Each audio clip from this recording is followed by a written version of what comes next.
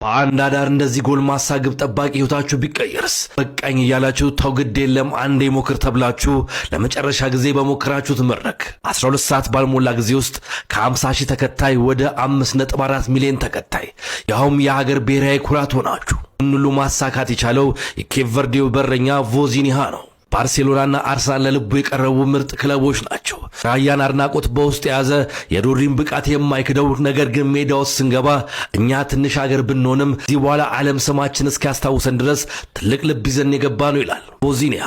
ስለ ሀገሩ በኩራትም ይናገራል። አንተ ምሽት ከስፔን ጋር አገሩ ባረገችው ጨዋታ 7 ጎል የሚሆኑ ኳሶችን አድኗል።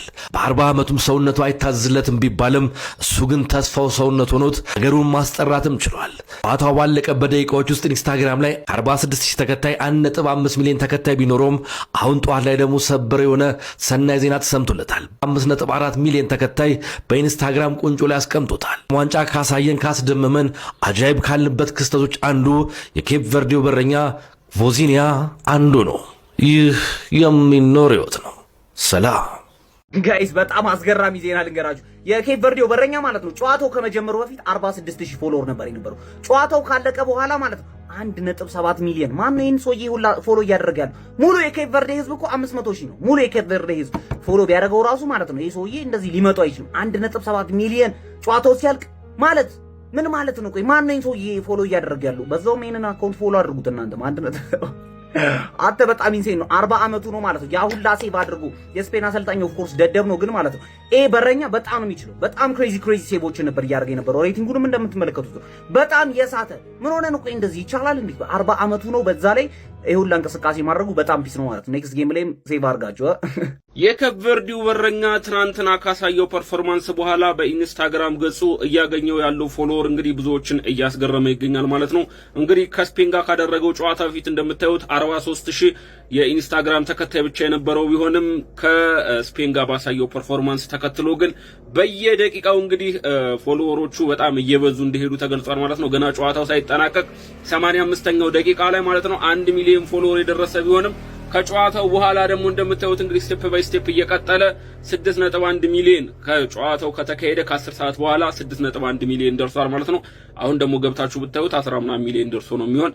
የስፔን ጠላቶች ናቸው ወይንስ ደግሞ ልጁ እንደ አፍሪካ ስላኮራን ነው ኢንስታግራም ፎሎወሩ የጨመረው? አይታወቅም። እንግዲህ ወይ ስፔንን ስላሸማቀቀ ነው ወይ ደግሞ ፐርፎርማንሱ ተመችቷቸው ነው ብዙ ሰዎች ፎሎ እያደረጉት ያሉ። እስኪ ምንድነው ምክንያቱ? ፎሎወሩ እንደዚህ በአንድ ጊዜ የጨመረበት ምክንያት በፐርፎርማንሱ ነው ወይስ ደግሞ ስፔንን ስላሸማቀቀ? ሐሳባችሁን ኮሜንት ጋር ይመቻችሁ። ገንዘብ ስላልነበረኝ እናቴን ወደ አሜሪካ ይዤ መምጣት አልቻልኩም፣ ለዛ ነው ከጨዋታው በኋላ ሳለቅስ የነበረው ሲል የኬፕ ቨርዴው ግብ ጠባቂ ቮዚኒሃ እንግዲህ የተናገረ ሲሆን እናቴ መታ እንድታይም ፈልጌ ነበር፣ ነገር ግን ቪዛ በማጣታችን እና ገንዘብ ስላልነበረኝ ያንን ማሳካት አልቻልኩም ሲል የተናገረ ሲሆን ትላንትና በሰራውላችሁ ዜና ላይ እንግዲህ ከ50 ሺህ የኢንስታግራም ተከታይ 1.6 ሚሊዮን ደርሷል። በቀጣዮቹ ቀናትም 2 ሚሊዮን ሊደርስ ይችላል ብያችሁ ነበር። በጣም በሚገርማችሁ ሁኔታ እንግዲህ አሁን ኳላ እንደምትመለከቱት 24 ሰዓት ባልሞላ ጊዜ ውስጥ የቮዚኒሃ የኢንስታግራም ተከታዮች ከ50 ሺህ 6.2 ሚሊዮን ደርሷል ማለት ነው። በእርግጠኝነት በቀጣዮቹ ቀናት እስከ 10 ሚሊዮን እንደሚደርስ ይጠበቃል ማለት ነው። ይህ የ40 ዓመት ግብ ጠባቂ በስተመጨረሻም ህይወቱን ሊቀይር የሚችል ነገር በህይወቱ ላይ እየተከሰተ ይገኛል ማለት ነው። ቪዲዮውን በደንብ ኮፒ ሊንክ አድርጉልኝ። ፎሎ ያላደረጋችሁ ደግሞ ፎሎ ማድረግ አትርሱ። ይመቻችሁ። ኳስ እንኳን የማይሱ ዓለም ዋንጫን ለማየት የሚያቀራረው በእነዚህ ምክንያቶች ነውና ቮዚኒሃ ዛሬ እንግዲህ ያገኘውን ፎሎወር ነው ብዙ ሰው አየት አድርጎ ሲመለከት የነበረው። ከ9 ሺህ ኦልሞስት ከ50 ሺህ ተነስቶ ነው 2 ሚሊዮን መድረስ ይቻለው። እሱ የሚያስገርም ነው። ነገር ግን የቮዚኒሃ እውነተኛ ታሪክ ምንድነው? ይህ የ40 ዓመት ግብ ጠባቂ የኬፕ ቨርዴ ተጫዋችና ዛሬ ያሳየን የማን ኦፍ ዘ ማች ፐርፎርማንስ ጀርባ እንዴት ወደዚህ ሊመጣ ቻለ የሚለውን ነገር ስናይ ነበርና ለምን ከጨዋታው በኋላ አለቀስ ሲሉ ጠይቀውት ነበርና ማልቀሱ ጉዳይ ላይ እንግዲህ ከአያቶቼ ጋር ነበር በልጅነት ያደግኩትና እነሱ በዚህ ሰዓት ይህንን ለማየት አለመቃታቸው ነው ውስጤን የነካው ሲል ተገልጿል። እና ቅርብ ዓመታት ነበረ ያረፉትም ሲል በዛውም ገልጾ ነበርና አሳዘኑኝ በጣም። በዛ ሲናገር ስታዩት በተለይ ስቅስቅ እያል ነበር ኦልሞስት ሲናገር የነበሩና ከዛ ውጭ ደግሞ እናቴም እዚህ ጨዋታውን አለማየቷ በጣም አሳዘኑኛል ሲል ገልጾ ነበረ።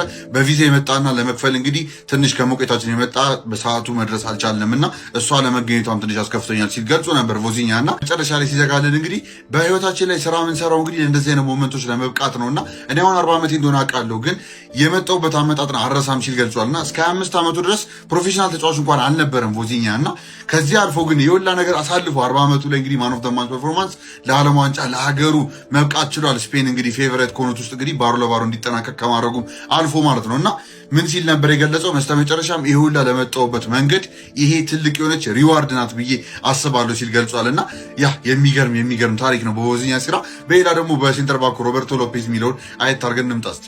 የሮቤርቶ ሎፔዝ እንግዲህ ሴንተር ባኩ ደግሞ ሮቤርቶ ፒኮ ሎፔዝ ይባላል በሙሉ ስሙና እሱን ደግሞ ጉዳይ ስንመለከት አየርላንድ ነው ሙሉ ኬሪየሩን ያሳለፈውና ኢግኖር አድርጎት ነበር። ሊንክዲን ላይ እንግዲህ የኬፕ ቨርድ ዋናው ፉትቦል አሶሲዬሽን እንግዲህ ለኬፕ ቨርድ እንዲጫወት ጥሪ ልከውለት ነበርና ይህም ደግሞ እሱ አንብቦ እንግዲህ ኢግኖር ያደረገበት ምክንያት በፖርቹጊዝ ነበር የተጻፈው። እሱ ፖርቹጊዝ እንግዲህ ማውራት አይችልም። አየርላንድ ነው ያደገው። ያ ማለት እንግሊሽ ብቻ ነው የሚረዳው ብዬ ነው ማስበውና ፖርቹጊዝ ስለነበረ ኢግኖር አድርጎ ነበር ያለፈውና የሚገርማችሁ ከዓመት በኋላ በእንግሊዝኛ አድርገው ነበር ልከውለት አይቶት አክሴፕት አድርጎት የመጣውና አን ኦል ታይም ግሬት ወርልድ ካፕ ሂስትሪ ነው ተብሎ ነው የተቀመጠውና ይሄ ራሱ በጣም አስደናቂ ነው። አይገርማችሁም? በፖርቹጊዝ ተልኮለት ኢግኖር አድርጎት ከዛ በኋላ በእንግሊዝኛ ተልኮለት ነው ማወቅ የቻለውና ሮቤርቶ ፒኮ ሎፔዝም ራሱ ዛሬ ካሳለፉት ውስጥ እንግዲህ ሴንተር ባክ ፓርትነርሺፕ ውስጥ እንግዲህ ወሳኝ ሰው ነበረ እና የሚገርም ጨዋታ ኬፕ ቨርድ እንግዲህ የኛው ጨዋታ የሚታይላቸው ባሮ ለባሮ ስፔን ያስጨረሱበት ነጥብ የወሰዱበትን ሰው ሊያዩ ይችላል። ግን የተጫዋቾቹም ጀርባ እንግዲህ ያሉት ታሪኮች ማለት ነው ፈጽሞ ልዩ ናቸው። ብቻ እንደዚህ አይነት ታሪኮችን የዓለም ዋንጫ ጉዳዮች እንዳያመጣችሁ መጫ እንዳይረሳ ሀሳባችሁ ኮሜንት ላይ ያስቀምጣችሁ። ኮፒ ሊንክ ቢደረግ ቀጣይ እስክንገናኝ ድረስ ይመቻችሁ።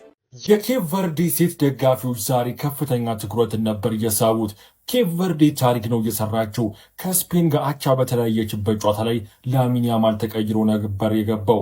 ቮዚኒያ የተሰኘው የኬፕ ቨርዴ ግብ ጠባቂ አስደናቂ የሚባል ፐርፎርማንስ ነበር ያሳየው። አንዲትም ደጋፊ ብሔራዊ ቡድኗን በዓለም ዋንጫ መድረክ ስትመለከት ስታነባ ነበር የተስተዋለችው። የዓለም ዋንጫው ድምቀት የሆኑት የኬፕ ቨርዴ ደጋፊዎች የተለየ አለባበስና ቁንጅና ብዙዎችን ነው ያስገረመው።